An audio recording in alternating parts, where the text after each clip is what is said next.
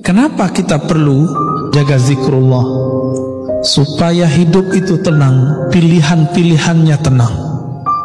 Mau pilih apa saja tenang.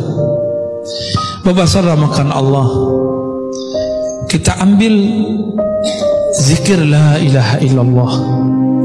Nabi mengatakan afdalul zikri la ilaha illallah. Zikir yang paling afdal adalah la ilaha illallah.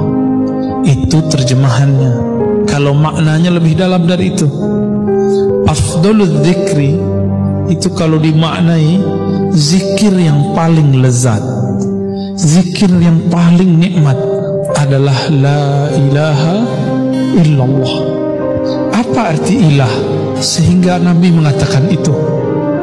Ternyata kalau orang betul-betul membaca la ilaha illallah, ilah salah satu maknanya adalah tempat hati bergantung, tempat hati nancap, tempat hati berkiblat, tempat hati condong. Jika kita katakan tiada lagi kecondongan hatiku, tiada lagi semua yang aku inginkan, yang aku cintai kecuali Allah.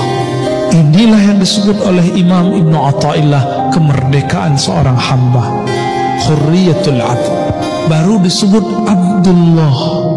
Maka orang yang menyebut la ilaha illallah, tiada lagi tempat kami bergantung, tiada lagi tempat kami memuja, tiada lagi tempat kami menyembah kecuali Allah. Di saat itulah dia menjadi merdeka. Oleh karena itu seorang mukmin jiwanya merdeka. Kalau bahasa kawan kami Ustadz Hanafi, nggak ada lagi urat takutnya, nggak ada lagi rasa takutnya kecuali kepada Allah. Yang punya zikir ini hanya ahli-ahli kalbu, bukan orang yang suka ceramah kayak saya ini, bukan yang suka debat, bukan yang suka menyalah-nyalahkan orang, membidah-bidahkan orang, enggak. Mereka ini lebih suka menyebut nama Allah, la ilaha illallah. Terdiri dari apa kalimat ini? Ulama-ulama ahlus sunnah mengatakan la ilaha illallah itu terdiri dari dua inti. La ilaha namanya nafi. Nafi sudah jadi bahasa Indonesia penafian. Ditiadakan apapun dalam pikiran, apapun dalam hati, illallah kecuali Allah. Makanya ulama-ulama terdahulu punya teknik membaca la ilaha illallah, ada tekniknya. Kenapa Bapak Ibu baca la ilaha tidak ada merindingnya, tidak ada getarannya? Karena tidak punya teknik. Buat rendang, kalau tidak diaduk, santan dan airnya pisah gak Pak? Adukan itulah kira-kira ilustrasi baca la ilaha illallah, kalbunya harus diaduk.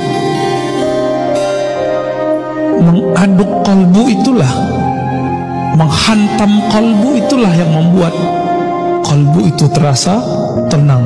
Disitulah getaran-getaran kulit terasa, gemetar, bulu roma berdiri, ada rasa yang tidak bisa diceritakan. Tapi kalau mau tahu, fas'alu ahla dzikri, tanyalah ke ahlinya, ya. Itu tidak diobral, tidak diobral. Kalau zikir-zikir biasa itu bisa dijelaskan kapanpun, tapi kalau tekniknya tidak. Nah itu nafi. Illallah itu isbat. Apa arti isbat? Isbat berarti penetapan. Tiada yang disembah kecuali Allah, tiada yang dituju kecuali Allah, tiada yang diharap kecuali Allah.